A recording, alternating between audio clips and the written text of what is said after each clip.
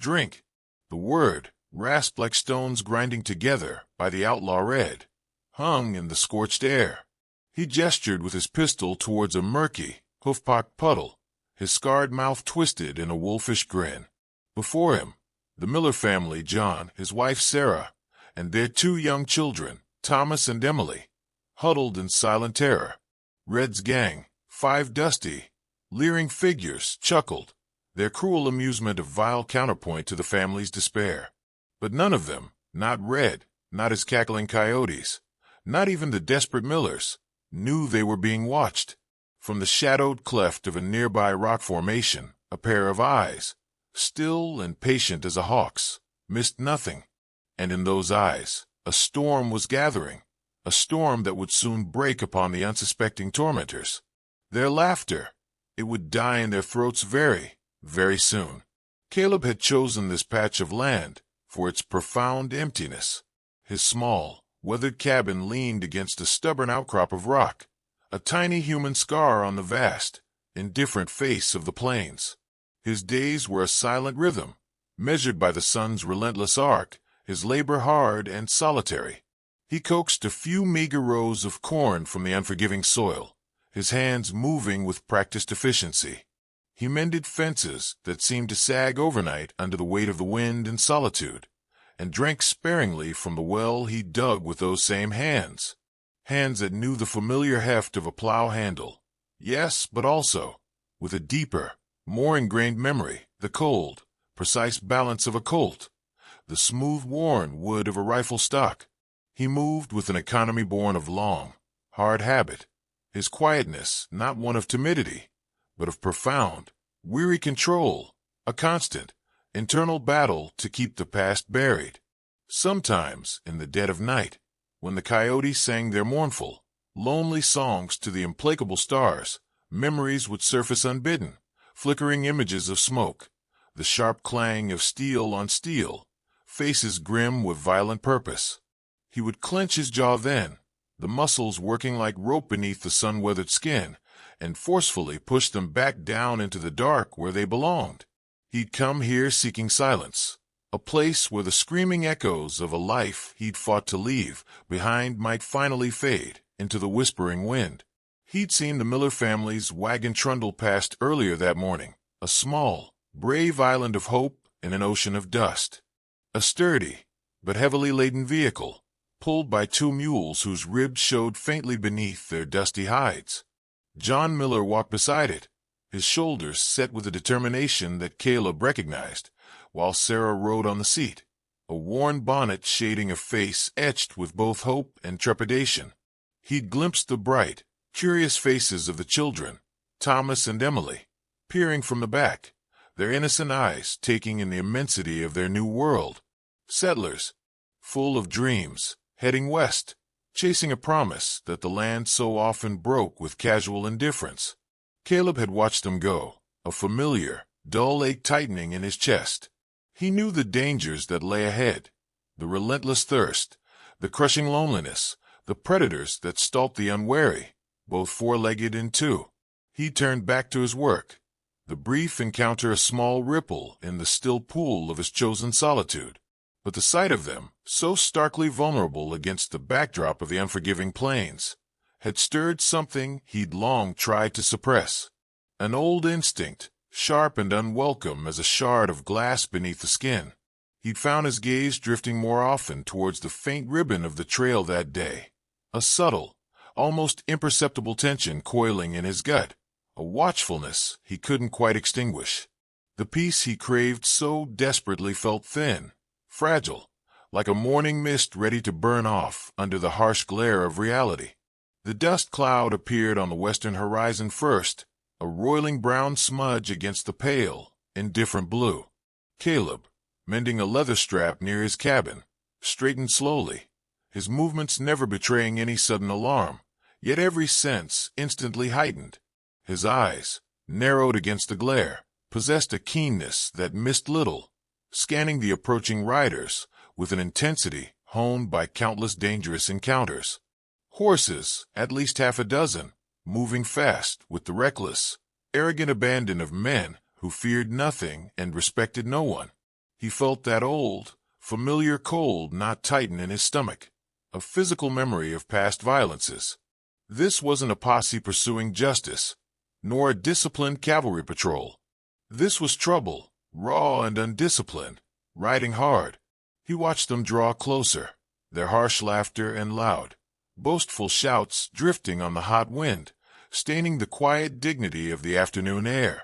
Red, identifiable even from this distance by his aggressive swagger and the battered hat cocked at an insolent angle, led them like a wolf leading its pack.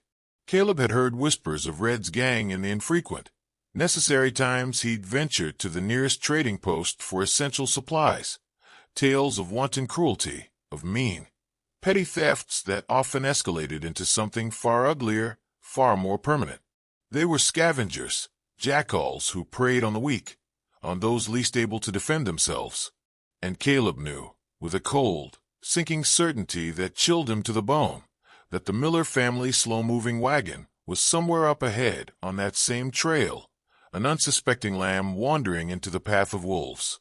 His right hand, seemingly by its own volition, twitched, ghosting towards his side where a gun belt had once hung, a constant companion.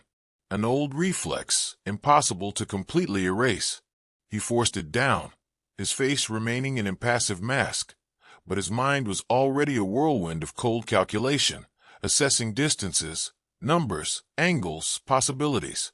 He saw the gang veer slightly, their direction aligning with the faint, telltale tracks left in the dust by the miller's wagon wheels. There was no doubt now. They were hunting. Caleb's jaw tightened, the muscle there pulsing. He'd built this quiet, solitary life with painful deliberation, brick by brick, over the unmarked graves of past deeds and past identities. He wanted no part of anyone else's fight. He craved only the oblivion of peace. But the image of the children's innocent, trusting faces, the weary but persistent hope he'd seen in their parents' eyes, it clawed at the carefully constructed walls around his heart. He moved then, with a sudden, decisive quietness towards the dark interior of his cabin, his earlier languor gone, replaced by a focused, almost predatory intensity that transformed his very posture. The dust kicked up by Red's gang was beginning to settle on the trail ahead, a grim, choking portent of what was to come. The outlaws, as Caleb had grimly anticipated, caught up to the Millers, just as the family was struggling to navigate their heavily laden wagon through a shallow, rocky wash. Red's voice, sharp and ugly as a rusty blade, cut through the stillness of the afternoon. "Well now, what have we here?" he called out, his tone mocking. "Looks like some lost lambs, boys." His men fanned out, their horses kicking up more dust, effectively surrounding the wagon, their grins wide and predatory. John Miller stepped forward bravely, his hand instinctively going to the old, reliable hunting rifle tucked beneath the wagon seat. But one of Red's men, quicker and more practiced in violence, leveled a battered pistol squarely at his chest.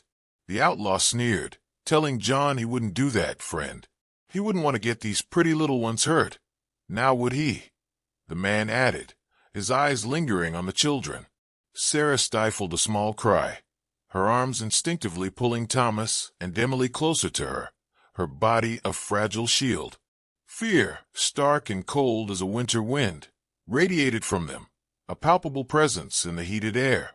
Red dismounted with a creak of leather, swaggering towards John, his spurs jingling a menacing rhythm. "Just looking for a little hospitality," he said, his eyes, like a vulture's, roaming over their meager possessions piled in the wagon. "Some food, some water, maybe anything shiny you folks might be hiding."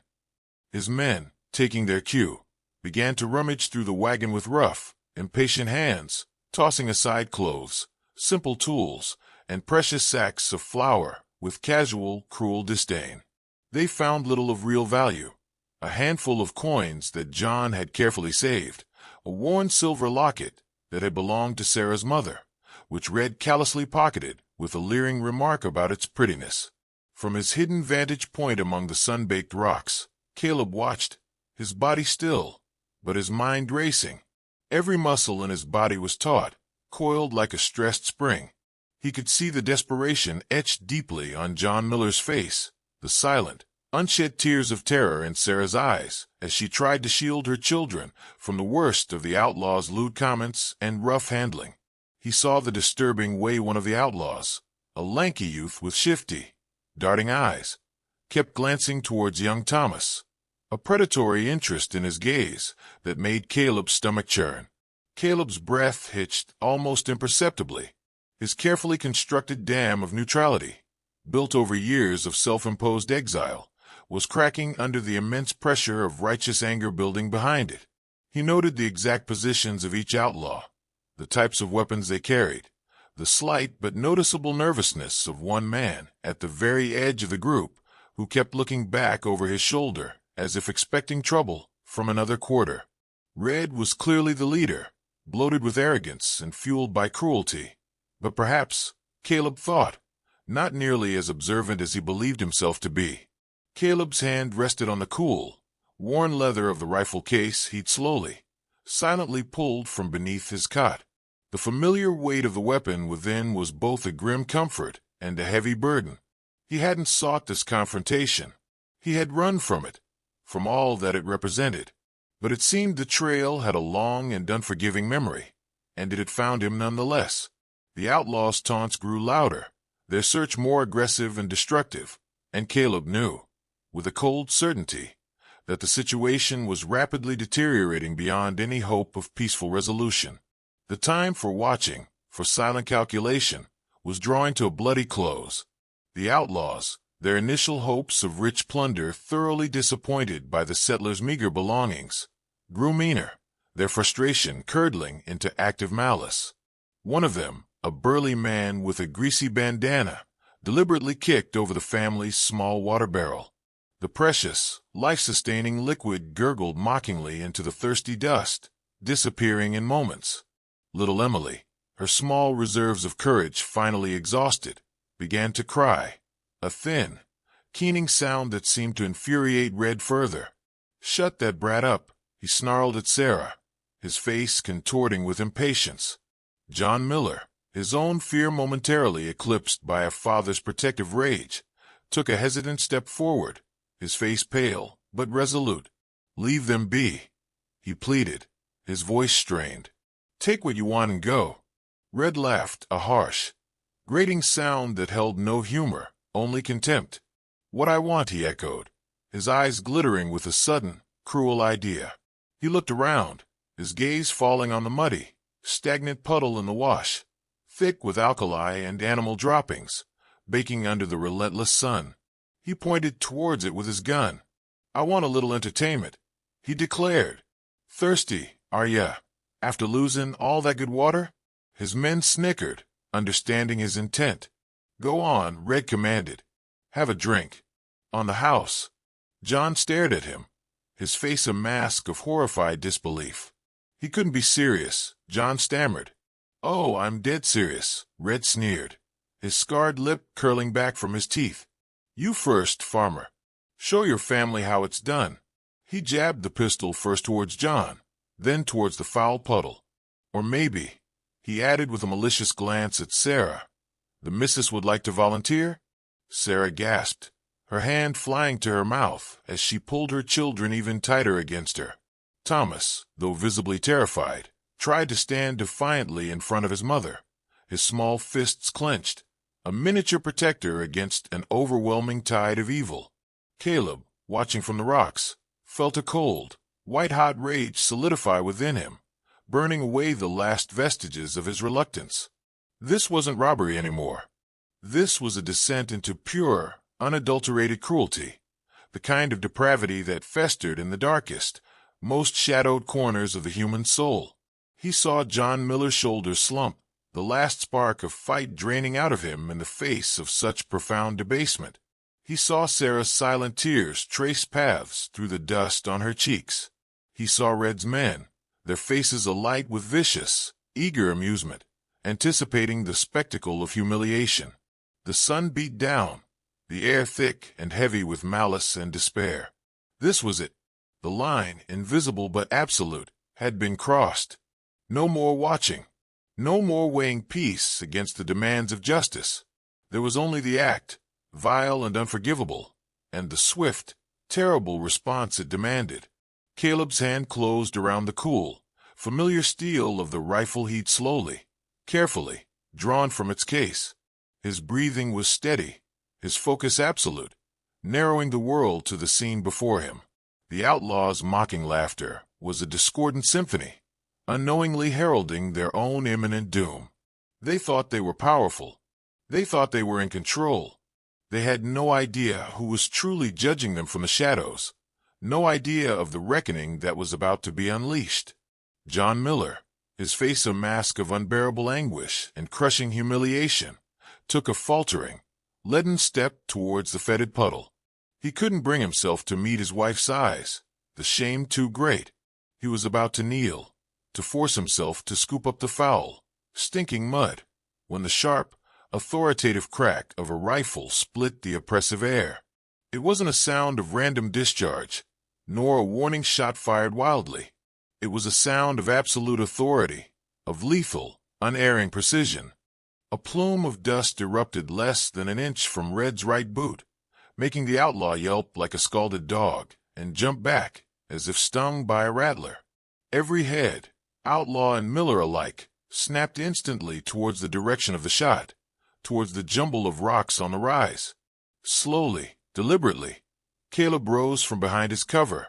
He didn't emerge like a man startled or rushed into action. He moved with a quiet, almost fluid grace that was far more menacing than any sudden, aggressive outburst. The rifle in his hands looked like a natural extension of his arm, held with an easy, practiced familiarity that spoke volumes to anyone who knew such things. His face, shadowed by the wide brim of his worn hat, was unreadable, a stony mask, but his eyes, fixed unwaveringly on Red, glinted with a cold, hard light that promised retribution. Gone was the unassuming, solitary homesteader. In his place stood someone else entirely, a figure of quiet, coiled lethality, a specter from a violent past made manifest. Red, recovering from his initial, undignified shock, blustered, his voice tight with fury and a new, unwelcome note of apprehension. "Who in the damnation are you?" he yelled. "Show yourself proper." His men shifted uneasily, their earlier grins wiped clean from their faces as if by a sudden storm, their hands instinctively, nervously, going to their holstered guns. They'd been laughing at a desperate, cornered family moments before. Now they faced a lone, silent man who had announced his unwelcome presence with a bullet fired with chilling, pinpoint accuracy. Caleb took another deliberate step forward, moving into the full, harsh glare of the afternoon sun. He didn't speak. He didn't need to. His very presence, the palpable aura of danger that emanated from him, had irrevocably altered the dynamics of the encounter. The Millers stared, a mixture of renewed terror and dawning, desperate hope flickering on their faces. They didn't know this man, this stranger from the rocks, but the way he held himself, the sheer, unyielding intensity in his gaze, promised something the outlaws hadn't bargained for, something they were utterly unprepared to face. Red squinted, his eyes narrowed, trying to place him, to read the threat level. He asked if he knew him, a thread of uncertainty now undeniably creeping into his previously arrogant voice. There was something deeply unsettling about the stranger's profound stillness, the way his eyes seemed to pierce right through him, seeing not just a man, but the rotten core within. It was the look of a man who had seen death many times, dealt death just as often, and was not in the least afraid of its cold embrace. The outlaw's laughter was long dead now, swallowed by the suddenly heavy silence. The air crackled with a new, far more dangerous tension. The hunters had, in the blink of an eye, become the hunted. The outlaws were finally, sickeningly, beginning to understand they truly hadn't known who was watching. "Step away from the family." Caleb's voice, when it finally came, was low, preternaturally calm, yet it carried across the silent clearing with an undeniable weight of absolute command. It wasn't a request, it was an order. Red, though visibly unnerved by this sudden, dangerous apparition, tried to regain his shattered bluster. "Now you listen here, mister," he began, his voice harsher than intended. "There's one of you and 6 of us. You put that rifle down, or—" Caleb's rifle shifted, the movement almost imperceptible, fluid as water, but the muzzle was now aimed squarely, unwavering, at Red's chest. "I don't make suggestions twice," Caleb stated, his tone flat, devoid of emotion, making the implicit threat all the more potent. The lanky outlaw with the shifty eyes, the one who'd shown an unhealthy interest in Thomas, perhaps emboldened by their superior numbers or simply too stupid to comprehend the lethal shift in power, decided to be brave or foolish. "He's bluffing, Red," he yelled, his hand snatching for his pistol. He never cleared leather. Caleb's rifle cracked again, a single, decisive, deafening shot. The outlaw cried out, a sharp, strangled sound, his gun clattering uselessly to the dust as he clutched a suddenly bleeding shoulder, his face contorted in a mask of agony and utter surprise. The speed of the shot was shocking, almost inhuman. Caleb hadn't seemed to move, hadn't appeared to even aim, yet the bullet was perfectly placed, disabling but not instantly fatal. A clear, unequivocal message had been sent and received. The other outlaws froze in place, their earlier bravado evaporating like morning mist under a desert sun. Their eyes darted wildly between Caleb and their wounded, groaning companion, then to Red, who looked as if he'd swallowed a particularly venomous wasp. The arrogant sneer was gone from Red's face, replaced by a dawning, horrified awareness that he had massively, perhaps fatally, misjudged this entire situation. This wasn't some dirt sodbuster he was dealing with. This was something else entirely, something far more dangerous, something from their worst nightmares. "You made a mistake coming here," Caleb said, his voice still level, still eerily devoid of overt emotion, which somehow made it all the more chilling. "And a bigger one hurting these folk." Red swallowed hard, his Adam's apple bobbing, his eyes flicking to his remaining men, seeking support, but finding only stark, reflected fear in their faces. Who are you?"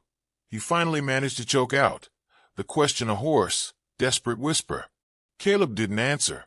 He didn't need to give his name. His actions, his very presence, spoke with a terrifying eloquence that surpassed any mere reputation.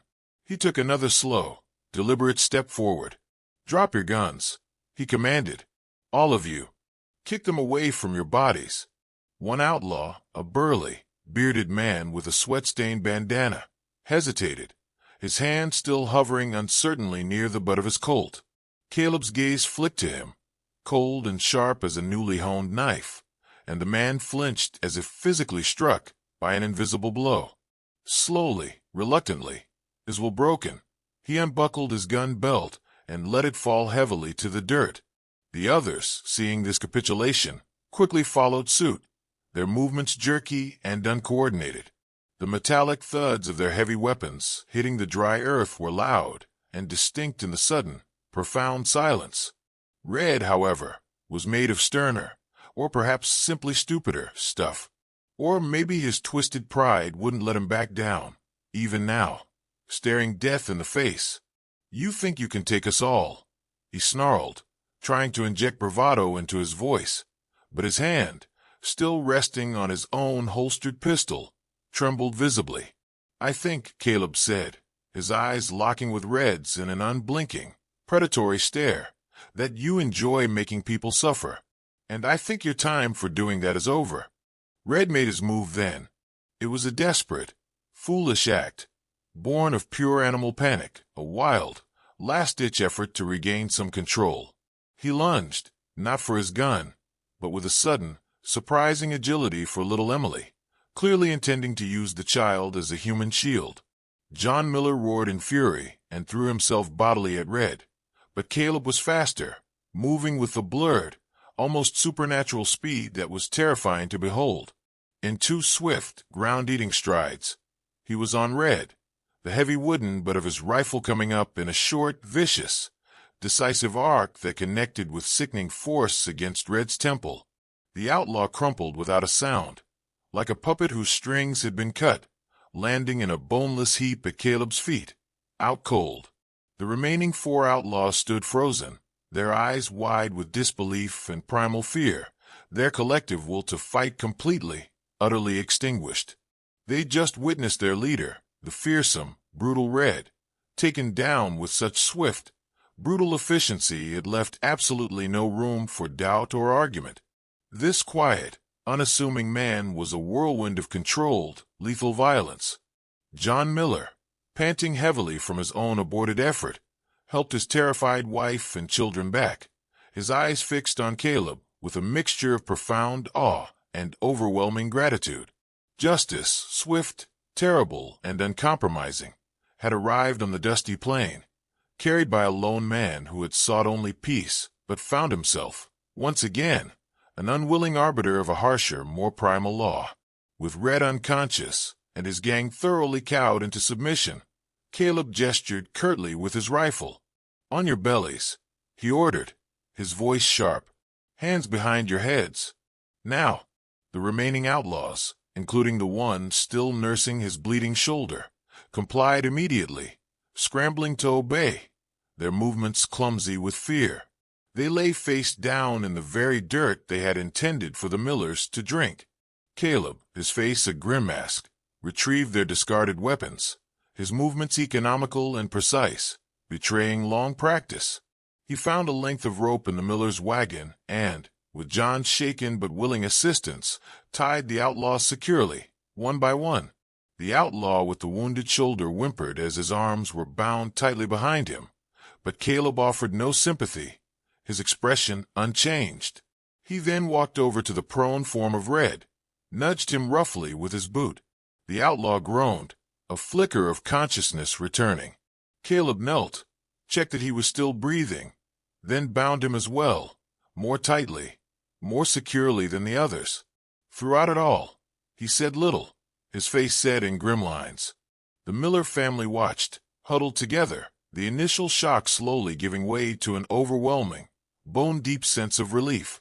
Sarah Miller was crying softly now, tears of profound gratitude, not terror, streaming down her face. Young Thomas stared at Caleb, his eyes wide with a child's unadulterated hero worship.